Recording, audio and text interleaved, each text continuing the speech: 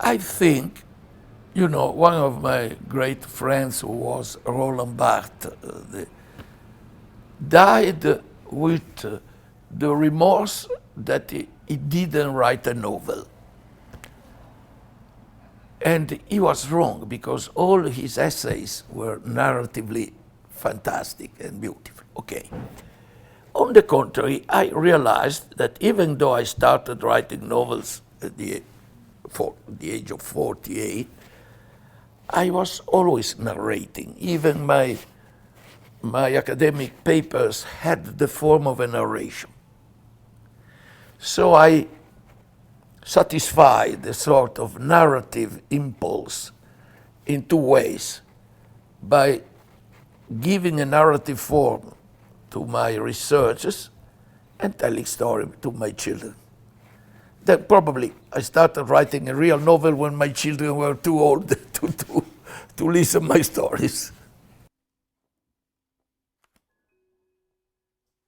I always had this pleasure in telling story. Maybe they were jokes.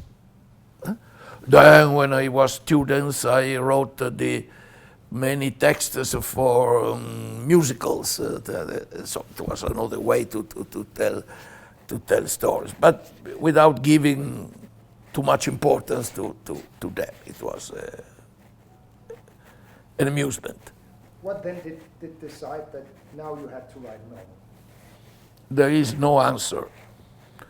A very provocative answer I give sometimes, because I am disturbed by this question. It happened when you feel that you haven't to piss and you have to run to the toilet. The real episode, I don't know how much it counts, but it happened that way.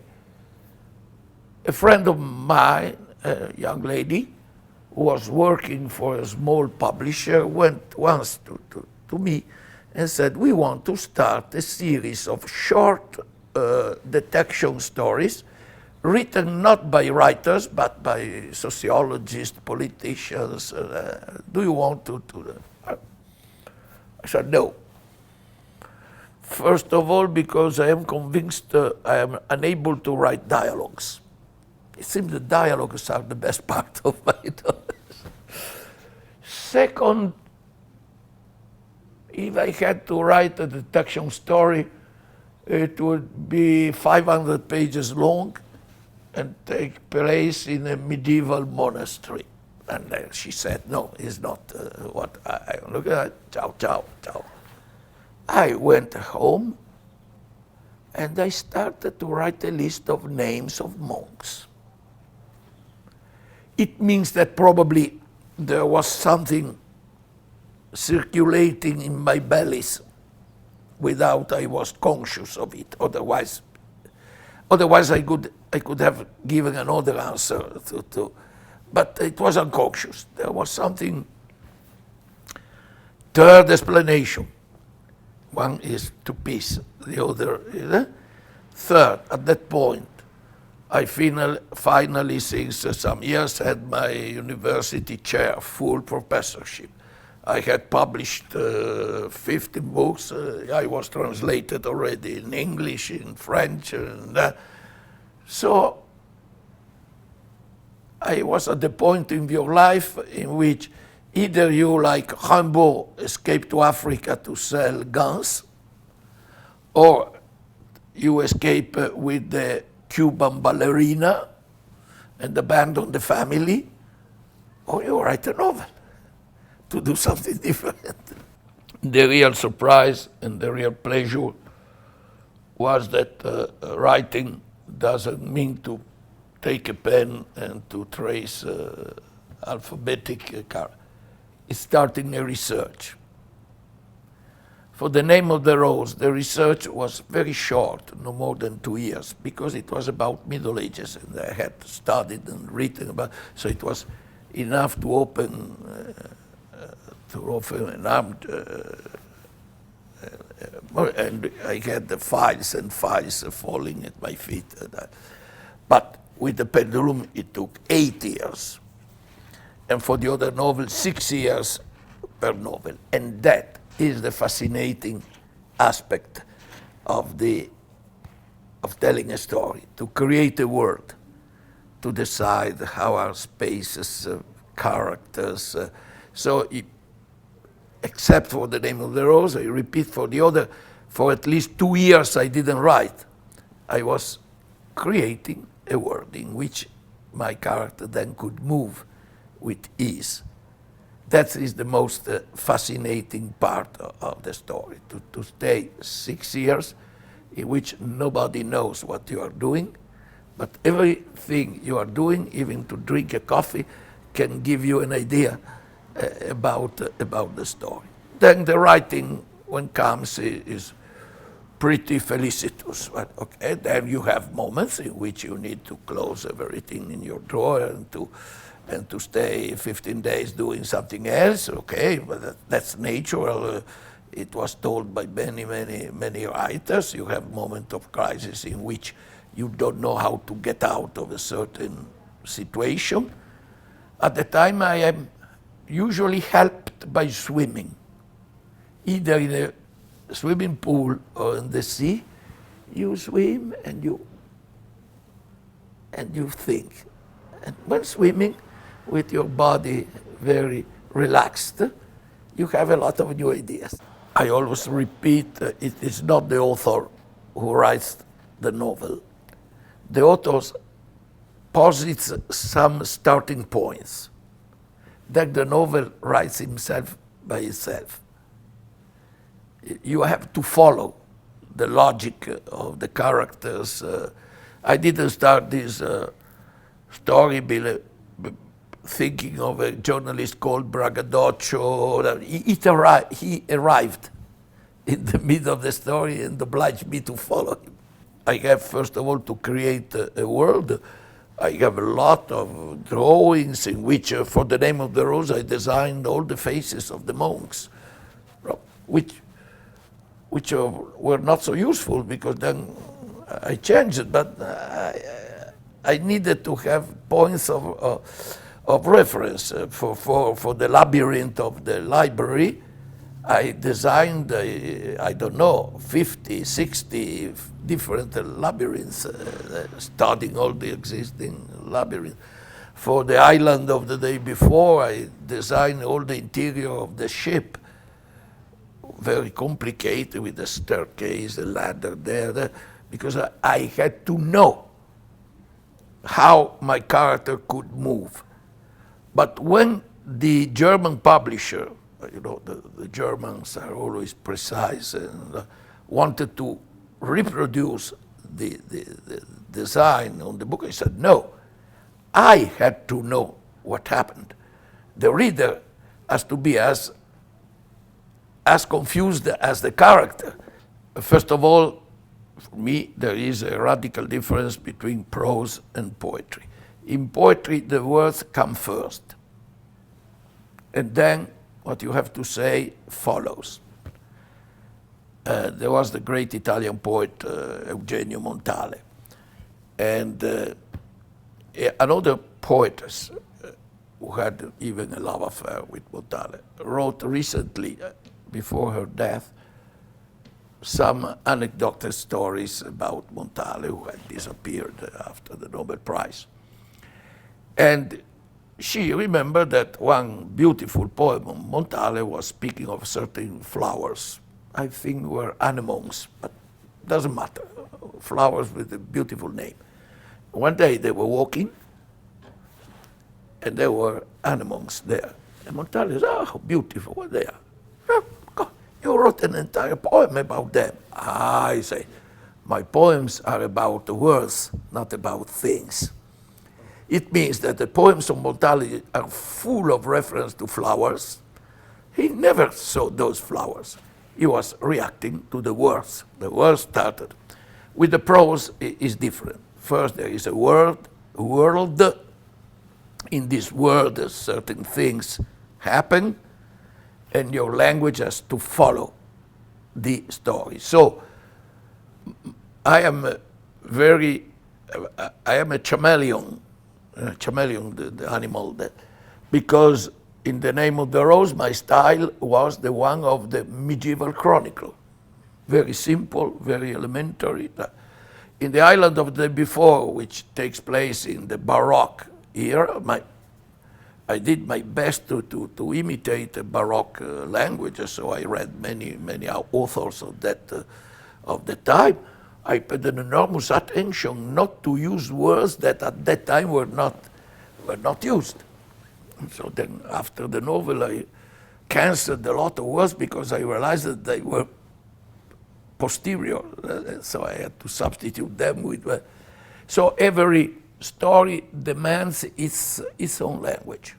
I wrote a book called The Lector in Fabula, about narrativity, in which I make an enormous radical distinction between the empirical reader and the model reader. The empirical reader is the reader which exists. And so Barbara Cartland, or I don't know, the author of pornographic novels or very elementary detection stories, looks at a pre-existing reader. I write for the housewife. I write for young people. I think that serious authors, on the contrary, build up, construct their reader.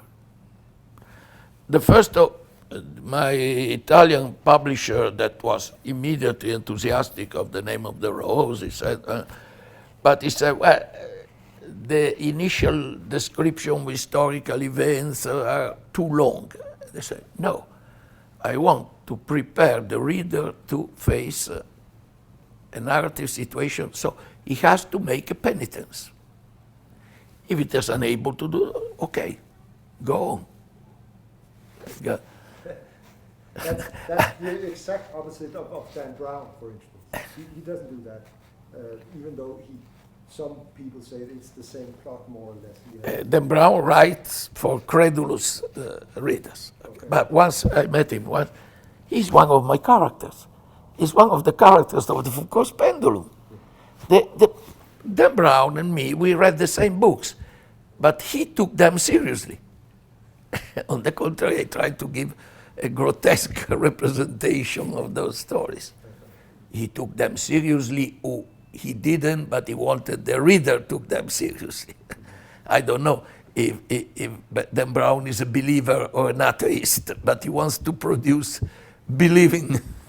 I think that everybody writes something, hopes to become Homer, but one knows that it is a sort of imaginary projection. I can only give you a cue. When starting speaking with some friends about the fact that I had finished a novel, we said we should give it to Franco Maria Ricci, publisher, who was a very aristocratic publisher who made a collection of books directed by Jorge Luis Borges, but few thousand copies. Okay, that's the first idea was that. So I wanted to give it to a small publisher. I didn't want to give it to my normal publisher because I thought it was too easy, he would have accepted it immediately. No, I wanted to be judged. But in the space of 2 weeks, I received 2 calls, one from Giulio Einaudi, the great of the publisher, another from the director of Mondadori, who said, we know you have written a novel, we take it without reading it. At that point, I said, nothing to do. I gave it to my normal publisher who was enthusiastic and said, we can start with 30,000 copies. You're crazy. Okay. So then step by step, the 30,000 became the 300,000. It was gradual. So it gave me time to adapt myself to this situation. No, it didn't change my life in this sense, because I was living pretty comfortably even before. I wrote articles for the newspapers, had my salary as a university professor. I was not poor. and I didn't need to buy a yacht. Simply, the success reduced my freedom, because you cannot go to the theater for the opening because you are besieged. You can, so I was obliged to live more privately with friends and in the countryside. My old friend Gabriel Garcia Marquez, he wrote a lot of beautiful novels, but people asked always him for 100 years of solitude. You are condemned. Only some authors can escape this curse if their best novel comes at the end. But if a successful novel comes at the beginning, you are condemned to speak all of your life for that one. And it's okay with you? No, because for instance, I think that the best novel I wrote was The Pendulum and not The Name of the Rose, that the other ones were, but okay, I am, in this moment, before you arrived, I was reading a treatment that Italian television once make 10 episodes out of The Name of the Rose. You cannot escape it. No, you try to escape, but your publisher says, no, please do it. After The Name of the Rose, I start usually a book, not only a novel, is like a child. It took 2 years to grow it up, to follow it. This is a case of, I am following my book, I cannot think of another one. 2 years, like a child. So after the second year, you start saying, and if I had to write another novel, and the first time I said, but I think that in The Name of the Rose I have put everything, there's nothing else I can tell. And suddenly I was struck by 2 images. Well, there was the one of the pendulum that I saw at the age of 20 in Paris. And the other was the image of a boy playing the trumpet in a cemetery. That was an event that really happened to me. And I said, a novel starting with the pendulum and ending with the cemetery. Fine. What to put in between? It took me 8 years to discover. But at that moment, I realized that to write a novel meant to start from an image. In The Name of the Rose was the image of a monk being poisoned while reading a book. For The Island of the Day Before was to discover that there were marvelous watches with the world time and the date, and so on, and so on. You start for a poignant image. I mean, me, probably another author has another procedure, I don't know, it's not my problem. But for me, it happened always like that. You start from the image and then, I repeat, the novel goes by itself. Has it been If you have time, if you don't want to do it immediately. I am a devotee of the great Indian proverb, sit on the banks of the river and wait, the corpse of your enemy will pass one day or another. The computer changed a lot. For instance, but I consider a computer a very spiritual engine, because you can write at the speed of your thought. Sometimes you need the resistance of matter. You would like to carve what you think on a stone. And sometimes you need the pen, but usually with the computer, you follow the speed of your thought. Then you have all the time you need to correct, to cancel, to remake, in this sense, at least it helped me a lot. The Name of the Rose was not written on the computer because it didn't exist at that time. It was not in commerce, the personal computer. But immediately after I was helped, I think, yes, a lot. That can increase your productivity because you are asked to write a lot of things and you recycle always the same article, changing the beginning and the end. Okay. And then it can help your research, obviously. For instance, why this novel took me only 1 year. First, because part of the events were belonging to my personal memory. Second, because if you want the autopsy of Mussolini, you find it immediately in internet. You have not to make remote research. Sometimes, on the contrary, you have to walk through libraries or to places. For me, it's very important to visit the places. When I wrote The Island of the Day Before, I spent 1 month but in the southern islands. Otherwise, I couldn't have described the colors.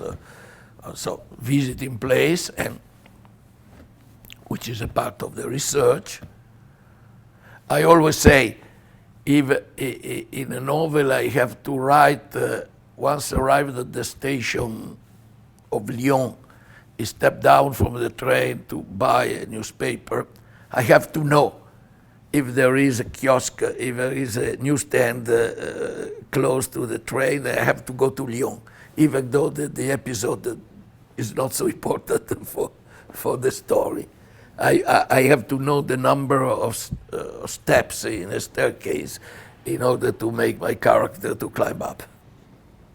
Being a philosopher and a semiotician, studying science and communication, I know how is it difficult to establish if something is true, while it is less difficult to establish that something is false.